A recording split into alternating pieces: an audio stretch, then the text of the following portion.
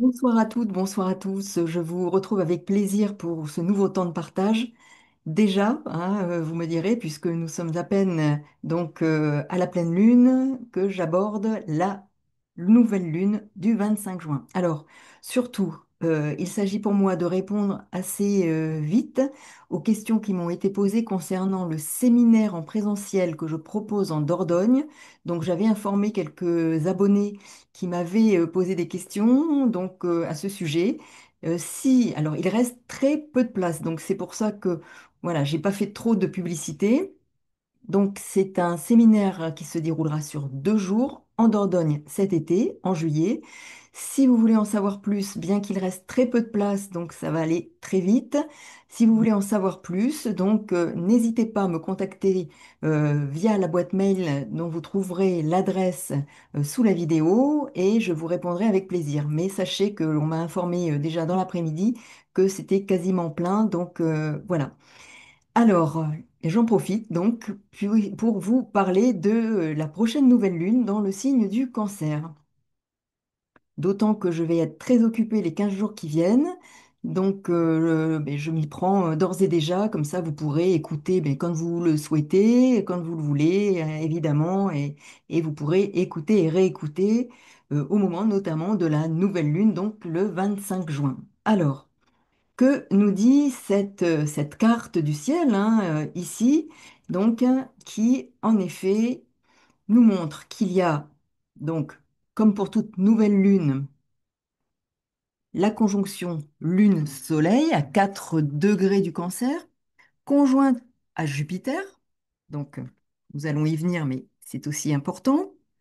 Nous avons également Mercure en Cancer, nous avons bien sûr toujours Pluton en Verseau, mais qui forme un quinconce à cette nouvelle lune et un quinconce exact, donc 150 degrés, hein, ici, vous voyez.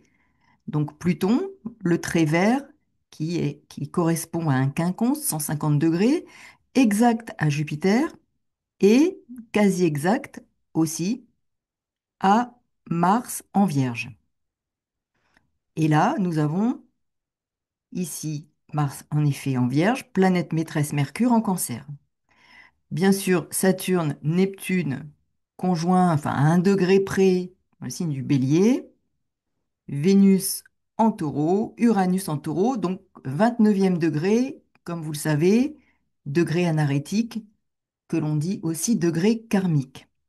Alors, cette nouvelle lune, il y a plusieurs aspects, je dirais, intéressants. D'une part, la nouvelle lune, c'est le début d'un cycle, comme vous le savez. Saturne-Neptune forment aussi le début d'un cycle, le recommencement d'un cycle collectif avec un impact individuel. Cette conjonction se forme en Bélier, premier signe de la roue du zodiaque, signe cardinal, tout comme le signe du Cancer, qui est aussi un signe cardinal. Alors, je vais développer, hein, mais je vous donne quelques éléments déjà comme ça pour situer le contexte de configuration astrale de cette nouvelle lune. Donc, début de la roue du zodiaque, le Bélier, nouvelle lune dans un signe cardinal aussi, et il est intéressant de regarder dans quelle maison donc se déroulera cette nouvelle lune. Elle est une forme, je dirais, de proposition, d'invitation à une renaissance. C'est en quelque sorte la manifestation, hein, puisque le cancer nous parle de quelque chose, d'un projet, quel qu'il soit, hein, euh, qui se forme et qui va se manifester.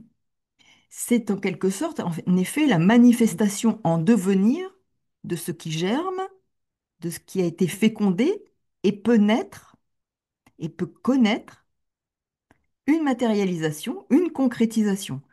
N'oublions pas, hein, qu'il s'agit de l'axe Cancer-Capricorne, que le maître du Capricorne, donc signe complémentaire du Cancer où se situe cette nouvelle lune, est conjointe à Neptune au carré de cette nouvelle lune, mais aussi dans ce signe cardinal qu'est le Bélier. Vous voyez, tout converge, hein. Nous avons des éléments, hein, on tire un fil et on voit bien que même si au début ça pourrait paraître disparate. On voit bien que quand on pénètre dans ce thème, et dans quel que soit le thème, hein, on finit par trouver le fil qui est le fil d'Ariane, hein, je dirais, et qui nous conduit dans ce labyrinthe, mais qui véritablement euh, nous donne accès à un ensemble de symboles, de significations qui vont faire sens. Donc, ici, nous voyons bien que ce qui fait l'objet d'une gestation en cancer peut être conduit à sa manifestation concrète dans ce signe complémentaire qu'est le Capricorne où se déroulera la pleine lune du 10 juillet. Donc, ce qui peut commencer là, dans un domaine de votre existence, ce qui est en gestation, en fonction, là je répète, de la maison, du domaine dans lequel se déroule cette nouvelle lune, peut initier un processus qui va se développer pour se concrétiser, pour connaître une matérialisation, une concrétisation au moment de la pleine lune du 10 juillet. Mercure en cancer apporte un élément supplémentaire hein, à l'aspect émotionnel d'une telle nouvelle lune, qui peut être source d'une réflexion qui se nourrit d'une intuition, hein, d'un imaginaire fécond. Alors là, la communication hein, peut tout à fait être, je dirais, empreinte hein, d'émotivité, d'émotion. Hein. La sphère émotionnelle, je dirais, suscite un contexte, un climat dans lequel va s'inscrire cette nouvelle lune et qui va être significatif. Et je vais y venir. Hein. Donc, significatif de potentiellement de mémoires, de souvenirs qui vont ressurgir du passé, voire de blessures en lien avec l'histoire familiale. Parce qu'on voit bien qu'ici Mercure, la planète qui régit Mars, puisque Mars est en Vierge, va contribuer à cette notion de blessure en lien avec le passé qui peut faire ressurgir et apparaître des tensions, des conflits au plan familial, mais conflits, tensions qui ont, je dirais, besoin de se manifester. Et je vais revenir aussi sur d'autres aspects qui vont aller dans ce même sens, qui vont converger, qui vont nourrir cette dimension interprétative des énergies de cette carte d'identité hein, astrale de cette nouvelle lune en cancer. Alors cette nouvelle lune peut ramener, hein, faire émerger hein, et mettre au jour, faire apparaître à la surface des souvenirs, mémoires de l'enfant blessé, hein, pour lesquels nous avons une opportunité de travailler au soulagement, de rompre avec justement ce qui peut avoir fait l'objet de, de cette blessure. Alors c'est un processus, hein, ce n'est pas du jour au lendemain, mais ce processus peut être initié, engagé et permettre la manifestation et la mise au jour d'éléments inconscients qui ont besoin d'être portés à la lumière, et notamment dans le processus de lunaison, la pleine lune pourrait être favorable à cette mise en lumière afin de résoudre une difficulté, un conflit, une tension qui a besoin d'être mise à plat. Alors, c'est une opportunité, en effet, de travailler au soulagement, aux soins de ces cicatrices, et nous pourrons être appelés à l'aide pour agir afin d'aider, de protéger, alors un membre ou des membres de ce qui fait clan pour nous, famille, amis, quelle que soit, je dirais, la sphère et la petite sphère, hein, puisqu'il s'agit quand même quelque chose d'un clan d'amis, d'une sphère, d'une cellule, hein, d'une cellule familiale, d'une cellule amicale, d'une cellule professionnelle, mais quelque chose dans le domaine où nous avons créé des relations et des liens d'attachement qui vont peut-être nécessiter un travail, une renégociation de quelque chose qui a besoin d'être mis au travail, mais au jour pour être euh, réglé, je dirais. Alors il va s'agir soit de soutenir, de protéger, de venir en aide, d'accompagner des démarches pour autrui, potentiellement. Alors Pluton est opposé à Mercure, Donc, c'est une opposition dans, alors je vais dire dissociée, hein, puisque Pluton est en Verseau et Mercure est en Cancer. Mais il existe une opposition. Vous voyez ici Pluton, donc le trait, les pointillés rouges forment bien une opposition à Mercure. Opposition dans des signes donc, qui ne sont pas le signe complémentaire du Verseau, c'est le Lion. Là, Mercure est en Cancer, donc c'est dissocié. Quoi qu'il en soit, il peut être moins puissant, mais il a quand même une signification intéressante à examiner. Parce qu'ici, Pluton s'invite au bal de la mise en route d'une forme de renaissance. Il va nous inciter à nous libérer de modes de pensée, de schémas conditionnés par l'enfance, d'agir pour prendre soin de l'enfant intérieur et de ses blessures. Il va contribuer au travail de libération qui peut nous conduire à un renouveau d'ici quelques semaines. Et si j'évoque quelques semaines, c'est aussi que cette nouvelle lune est au début d'un cycle et d'un autre cycle, au début de celui, effectivement, de la saison, hein, du solstice d'été. Et là, c'est important parce qu'il va nous emporter sur 3 mois. Donc vous voyez, de nombreux cycles commencent en même temps. Nouvelle lune, Saturne-Neptune. Nous avons ici le solstice d'été, quelques jours avant.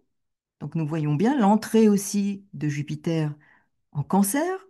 Donc nous sommes vraiment, et avec des signes cardinaux hein, de surcroît, hein, nous avons bien sûr le Cancer avec 4 planètes en Cancer, hein. Jupiter, Lune, Soleil, Mercure, carré, Saturne, Neptune. Mais quoi qu'il en soit, nous sommes ici avec Saturne, Neptune aussi dans un signe cardinal, premier signe de la roue du zodiaque. Vous voyez que nous sommes vraiment dans une démarche d'initiation, voire de renaissance, hein, qui nous permet de travailler sur un renouveau à terme. Donc, comme je vous le disais, solstice d'été quelques jours avant. Donc, c'est une saison, 3 mois, jusqu'à l'équinoxe d'automne. Et cela, en effet, cet été peut être riche en opportunités fécondes de transformation. Mars, comme je le disais plus haut aussi, ouvre la marche. Vous voyez, c'est la première planète de toute cette série de planètes. Et Pluton ferme la marche. N'oublions pas qu'ils sont les deux planètes maîtresses du Scorpion, signe par excellence de transmutation, de transformation, mais aussi de crise émotionnelle. De, nous sommes avec un signe qui est particulièrement intense au plan émotionnel, en termes de profondeur. Et nous avons les deux planètes du Scorpion, Lune, Mars, qui est une sorte que l'on peut appeler locomotive, et Pluton qui ferme la marche. Donc ici, Mars est la locomotive, l'action, le courage, la détermination. Il est le maître du Bélier et régit la conjonction Saturne-Neptune. Il y a là une dynamique volontariste pour s'engager dans une nouvelle voie, ce que confirme Jupiter conjoint à cette nouvelle lune. Jupiter nous parle de direction, d'orientation, de nouvelle voie, parce qu'avec Jupiter, on ne revient pas véritablement en arrière. On s'engage, peut être à la croisée des chemins, avoir à prendre une direction, sentir qu'il y a cette énergie qui est présente. Pour autant, on ne sait pas tout à fait au début vers quoi l'on va se diriger. Et pour autant, il y a une nouvelle direction, une nouvelle voie à prendre. Et Jupiter vient confirmer ce renouveau, ici dans un signe de naissance, de fécondité, avec une nouvelle lune, qui est le début d'un cycle de la lunaison. Donc nous voyons bien ici qu'il y a vraiment naissance, renaissance, repartir sur de nouvelles bases. Véritablement, c'est important de regarder dans quelle maison cela va se situer parce que c'est significatif d'un potentiel, je dirais. Je parle bien de potentiel, hein. Il faut savoir se saisir des énergies astrales, hein. Ce n'est pas prédictif. Il s'agit d'un contexte énergétique dont on peut se saisir pour effectivement cheminer. C'est un processus. Mais vraiment là, c'est un temps fort.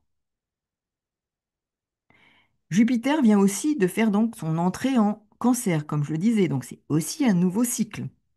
Il va y rester jusqu'en juin 2026.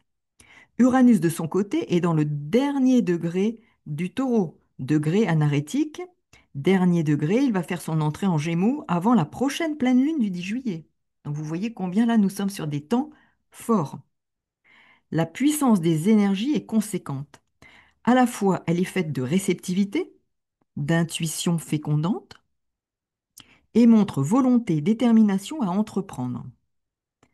Pluton ferme, donc comme je le disais quant à lui, la marche des planètes. Il propose remise en question de nos schémas de pensée empreints d'un émotionnel blessé, meurtri. Il peut être question de traumatisme qui s'éveille afin de nous faire prendre conscience du nettoyage à opérer. Si je parle de nettoyage, parce qu'avec les quinconces, nous avons la symbolique de la Vierge et du Scorpion qui est activée, et donc Vierge et Scorpion sont bien des signes de purge et de purification. Et nous avons ici deux quinconces, Pluton, quinconce nouvelle lune, et Jupiter, Pluton, quinconce Mars. Et par ailleurs, Vierge et Scorpion, qui sont la symbolique d'un quinconce, eh bien Scorpion, les deux maîtres, Pluton et Mars, et Mercure qui est en Cancer, et le maître de la Vierge qui est, en termes symboliques, un des deux signes qui sont significatifs de la symbolique de purification et de purge que représente le quinconce. Donc il faudra faire attention aux excès de susceptibilité, hein, néfaste à une communication équilibrée, c'est aussi ça cette nouvelle lune. Attention, Mercure-Pluton parle des échanges dans les cercles familiaux, amicaux, qui peuvent être source de libération de conflits non exprimés, qui vont être, qui vont apparaître, qui vont être mis au jour. Par ailleurs, Mars quinconce Pluton, tensions, conflits intériorisés qui ont besoin d'être libérés pour permettre de repartir sur de nouvelles bases. C'est l'opportunité donc de planter sur un terreau renouvelé des graines pour, et à partir d'un engrais nouveau, des graines qui vont être en capacité d'être fécondées et fructifiées. Et cette Vénus en taureau parle bien de fructification aussi. Alors, nous avons avec Jupiter en Cancer une nouvelle lune qui, de surcroît, peut permettre de tirer un enseignement. Et c'est intéressant à examiner. Quel enseignement pourrons-nous tirer de cette nouvelle lune qui nous guide, qui nous guide en effet vers une voie nouvelle si nous savons nous saisir d'une opportunité. Carré à Saturne. Peur de ne pas être aimé, d'être abandonné, peuvent être réactivés. Donc n'oublions pas non plus que Saturne est le maître du signe complémentaire, Capricorne, où se situera, je le répète, la pleine lune du 10 juillet. Alors cette nouvelle lune peut initier un processus de nettoyage, nouvelle lune en signe d'eau par ailleurs, hein, vous voyez les choses là aussi, hein, ça converge. Nettoyage d'un karma familial, d'un conditionnement familial qui freine nos relations, notre évolution dans un domaine de notre existence. L'axe 4-10 symboliquement, pardon, est activé et évoque la source de frein dans notre réalisation personnelle. En effet, l'axe 4-10, à travers le- le- la, la nouvelle lune, les quatre planètes hein, en Cancer, et Saturne, maître du signe complémentaire, le Capricorne, qui se trouve au carré, et conjoint à Neptune dans ce premier signe de la roue du zodiaque, on voit bien la puissance, et au carré hein, de la nouvelle lune, la puissance symbolique, et au-delà de ça, des énergies en présence pour nous pousser à, je dirais, utiliser cette énergie fécondante pour concrétiser un renouveau dans notre existence, même s'il s'agit que du début du processus.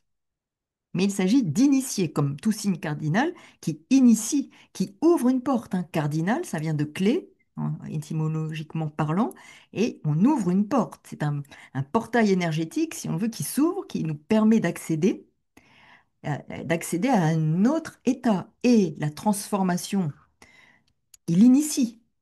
Et la transformation initiée, comme pour toute initiation, je dirais, c'est le passage d'un état à un autre. Donc nous voyons bien qu'ici, ces signes cardinaux initient un renouveau, c'est-à-dire nous permettent d'accéder à un processus qui nous fait passer d'un état à un autre, dans un domaine traversé par cette nouvelle lune.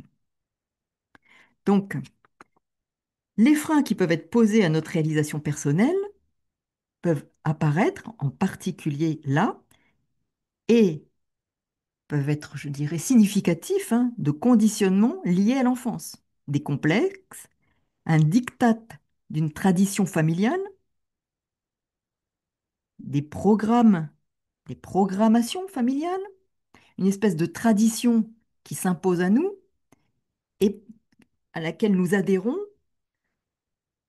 je dirais, par peur d'affronter un véritable conflit de loyauté et d'être abandonné par les nôtres, par ce qui fait clan.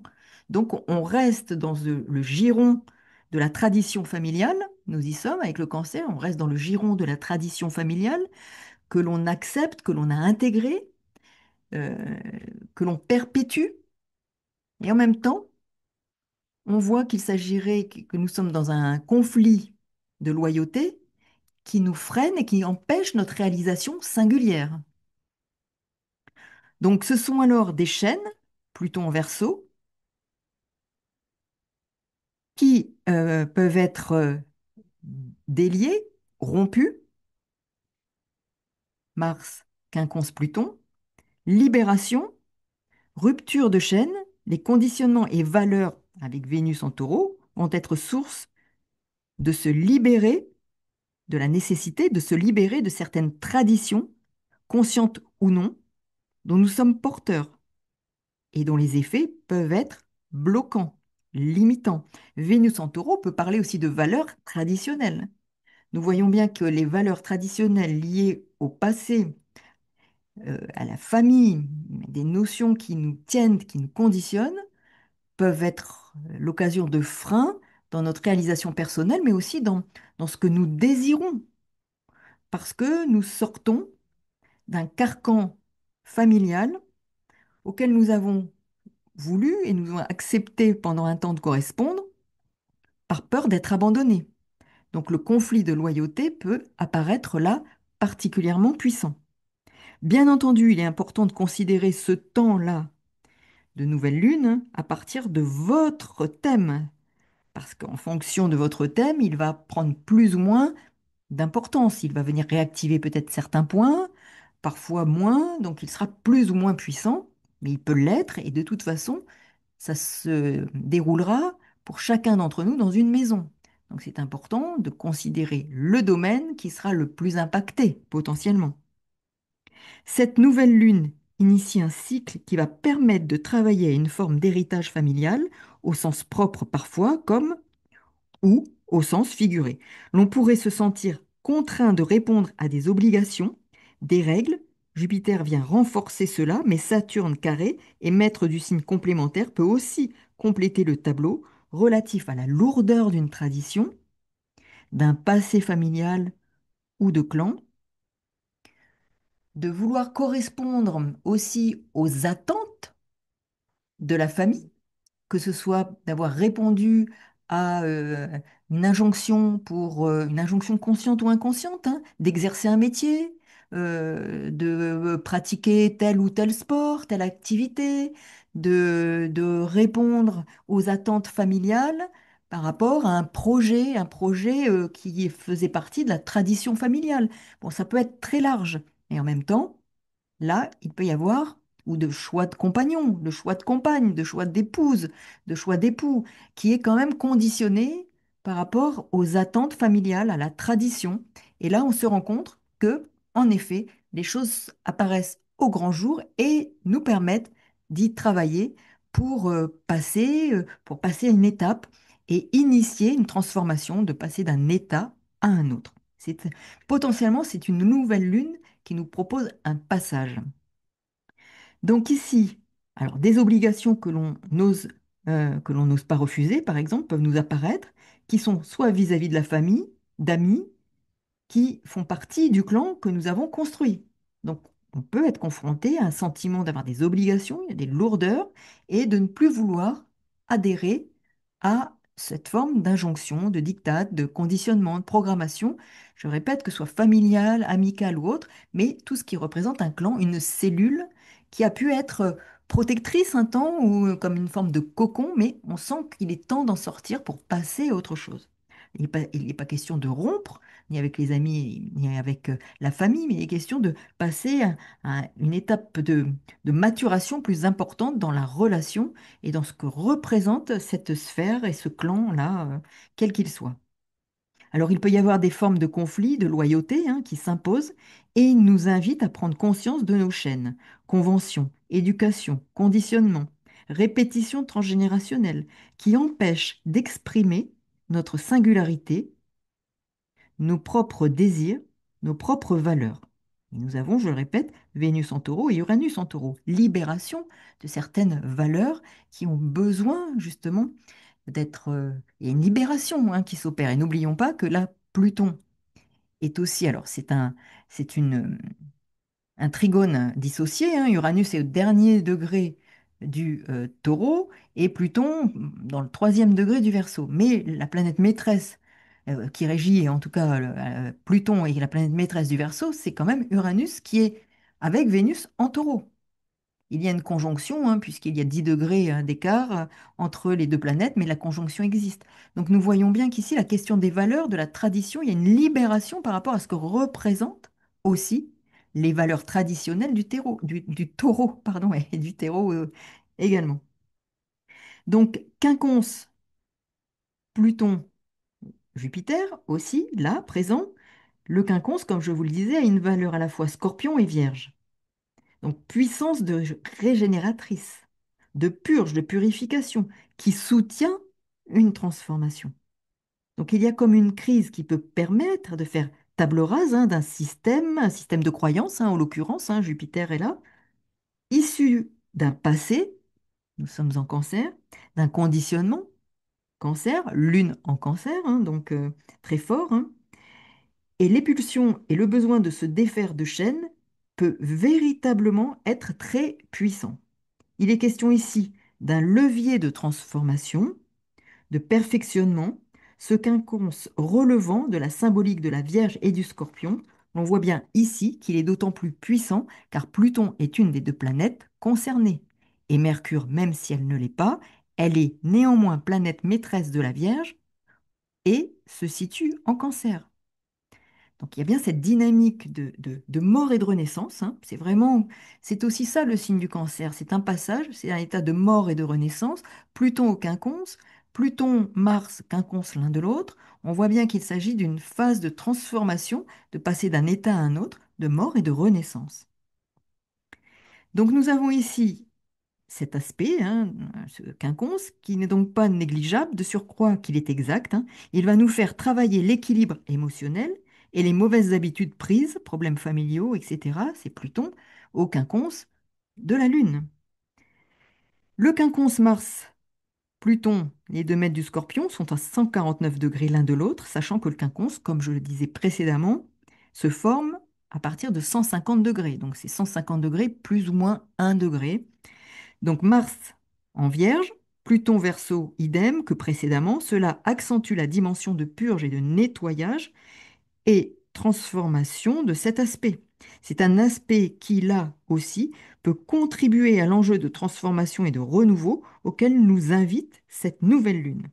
Donc il faudra être vigilant quant aux luttes de pouvoir, au contrôle exercé par certains qui percevraient le désir d'émancipation, de libération, de mémoire du passé, de régler un conflit de loyauté pour se libérer de certaines chaînes en lien avec des mémoires du passé, des blessures, des traumatismes qui ont encore leur effet, qui sont des freins dans notre évolution et notre épanouissement.